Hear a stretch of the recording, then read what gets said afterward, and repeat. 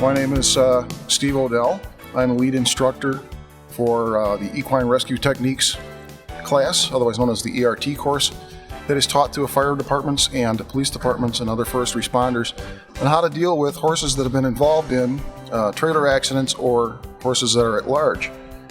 We teach safe leading. We will take our horse and lead the horse up to a certain distance in the barn. We'll turn around and bring them back again.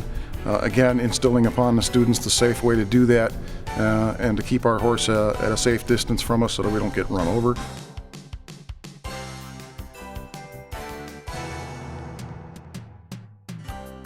We teach a safe technique that we call a safe circle, how to drop the lead rope in one hand and pretty much utilize the full length of the lead rope in order to move this horse away from us so that we don't get injured that way. The horse is a flight animal as opposed to humans are fight animals, and that goes back to the fight or flight part of our defense mechanisms. Humans tend to stand and fight, where horse's main mechanism is flight, is to run. It goes back to why we teach the safe circle, to let that utilize that flight part of the horse's defense in our advantage to move the horse away from us so that we're safe. We follow that up with leading the horse through some rather extreme circumstances.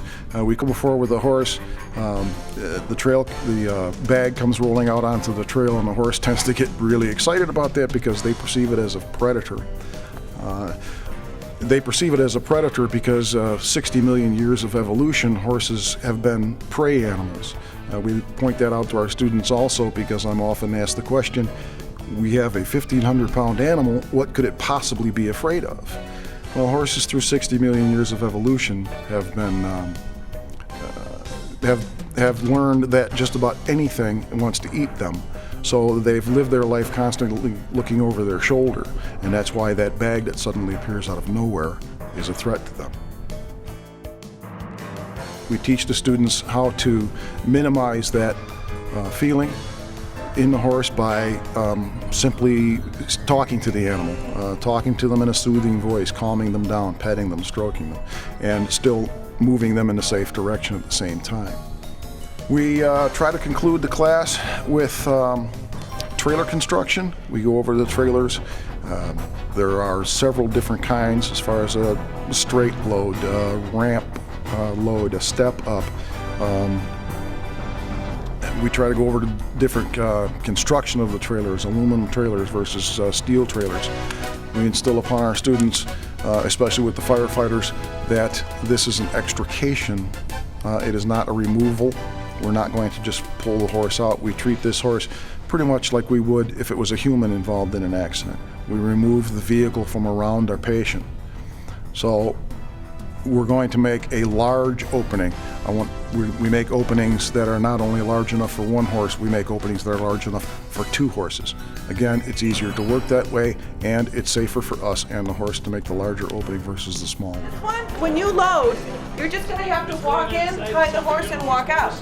You're going to see other ones where you can walk in and there's a door called an escape door.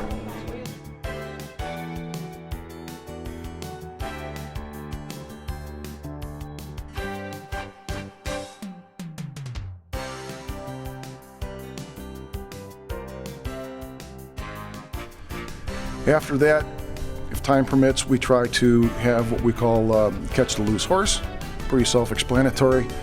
We call it that because it is catching a loose horse. We pretty much just turn a horse loose in the arena, hand a student a halter and a lead rope, and ask them to step out and catch the horse the best they can.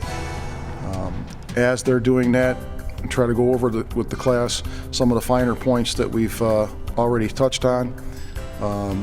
Try to explain to the students how to approach the horse so they don't look like a predator, so they don't look threatening, and try to calm the horse down.